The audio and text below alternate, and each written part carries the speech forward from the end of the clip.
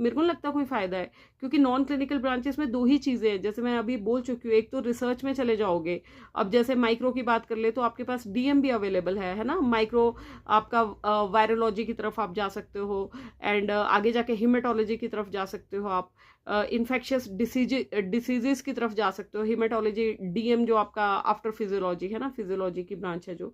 तो बेसिकली बात तो ये है कि आपको खुद डिसाइड करना है कि आपको कितने कॉलेजेस में विजिटिंग फैकल्टी काम करना है, या फिर आपको कितना टाइम अपने क्लिनिक के लिए देना है, या फिर जहाँ पे आपको विजिटिंग फैकल्टी की तरह काम करना है वहाँ पे जो भी वहाँ पे क्लिनिक है वहाँ पे भी आपको एज अ विजिटिंग डॉक्टर जाना है या नहीं जाना है ना।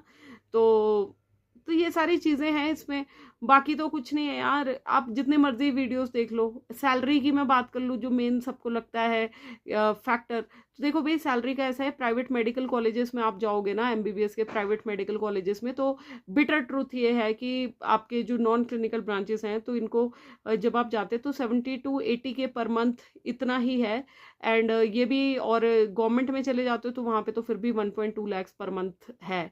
1.5 lakhs आपका सेंट्रल इंस्टीट्यूशंस में है।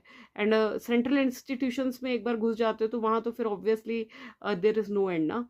प्रमोशनल चैनल प्रॉपर हैं, तो बेसिकली आपको खुद भी पता होना चाहिए कि यार अगर मैं प्राइवेट में घुसता हूँ तो यहाँ से मुझे अपनी तैयारी करते रहना है, जब भी वैकेंसी आएगी मुझे वहाँ अप्लाई करना है। एंड साइड बाय साइड आपका आप प्राइवेट प्रैक्टिस करिए, फेलोशिप्स आप कर सकते हैं अगर कोई एमबीबीएस होने के बाद। और एंड फेलोशिप्स का पता क्या सीन रहता है, जब आप पीजी कर रहे हैं ना नॉन क्लिनिकल ब्रांचेस में, तभी साथ बाय साइड आप फेलोशिप कर लो। उस फेलोशिप करने का आपको फायदा बहुत रहेगा, बिकॉज आपके नाम के साथ चल जाएगा। एक तो आप ऑलरेडी एमडी तो हो ही, राइट, तो उस फेलोशिप को जब आप प्रैक्टिस करोगे तब उसका बड़ा फायदा रहेगा, ठीक है। एंड आई होप मैंने सारे इसमें वर्क लाइफ बैलेंस मैंने कवर कर लिया है टॉपिक। एंड बाकी यस, वो वाली फीलिंग आप ज़रूर मिस करोगे कि भाई वो डॉक्टर वाली फीलिंग नहीं आ रही है। अगर आपको लगता है आप अपने आप को कंपेयर करने लग जाओगे by your this surgical field के काउंटर पार्ट्स, या फिर एमडी मेडिसिन, या फिर एमएस सर्जरी, या फिर एमएस ऑप्स गायनी वगैरह से, तो अगर वैसे ही आपको लगता है कि डिससेटिस्फेक्शन रहेगी आपकी लाइफ में, तब मत आना यार इसमें नॉन क्लिनिकल में, बिकॉज ये डिसीजन फॉर लाइफ है, ठीक है। तो एक बार माइंड सेट अपना स्ट्रॉन्ग करो, उसके बाद ही उठाना है जो भी आपने फैसला लेना है, ठीक है। So decide wisely.